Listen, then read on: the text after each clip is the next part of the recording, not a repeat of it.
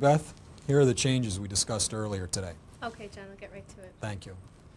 Hello, I'm John Costello, the Public Affairs Manager of Commonwealth Edison Company. At Edison, we recognize the importance of good communications with our customers. During the next several minutes, I'd like to share thoughts we receive from our customers and the responses that our company provides about issues surrounding electric service. We have a customer-focused vision here at Commonwealth Edison, and in order to serve you better, it's necessary to understand what's on the minds of all of our customers. As we reviewed our own situation, we have recognized that the single dominant feature in our program has to be a focus on the customer, to do everything we possibly can to serve that customer's expectations. And those are the expectations that the customer has, not as we see them, but as the customer sees them. The point that you just made about, narrowing in on a time that's convenient for you, not for us, is very important to us. Each day, Edison employees take hundreds of questions from our customers. These questions deserve prompt and factual answers. You really do want to be compassionate. You do want to be understanding, and we try very hard to work and train our customer service representatives to really give the benefit of the doubt to customers. If they've got a problem, to work out a payment schedule for them if they can't meet the demand right now because of a sickness or an illness in the family.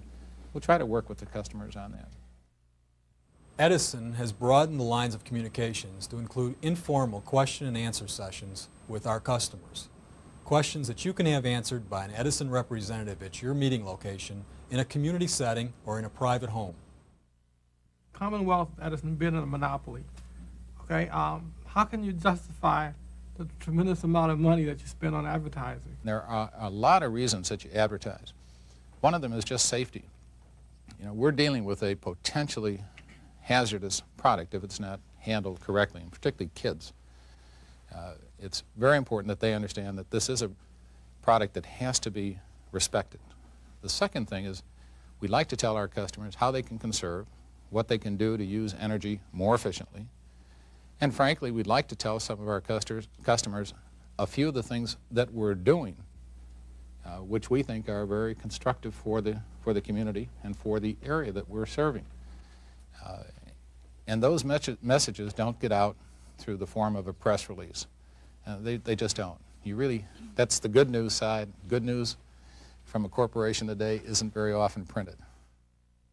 And some questions just demand a thought-out, intricate answer from Edison directly to the customer. 2010 is a target date for the disposal of nuclear waste. Right. What sort of monetary provisions are being made so that a large chunk of my grandchildren's bill isn't going to that? There is a decommissioning fund that is being set up, as well as a charge that is included in everybody's bill right now to provide for waste disposal later on. What you've just seen and heard is one way that we are communicating and answering the needs of our customers. We call it the Commonwealth Edison Neighborhood Dialogue Program, and these excerpts are from a dialogue by James J. O'Connor, the chairman of Commonwealth Edison. During the past 2 years, with more than 40,000 residents across northern Illinois, we have been sitting down and talking face-to-face with our customers. We believe we can improve communications with our customers through the Neighborhood Dialogue Program. It's really different today than it was 10 or 20 years ago. If you were without energy or electricity for a couple of hours, it was an inconvenience. Today, in certain businesses, it's a catastrophe. Neighborhood dialogues have been most successful when the group consists of 10 to 15 individuals. If your membership is larger than this, we can organize a series of dialogue meetings for your group. Call and talk with our representative and learn more about the dialogue program.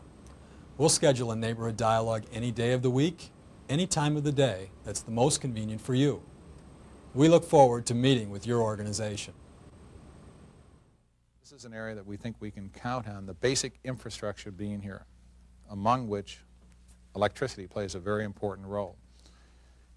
It's really different today than it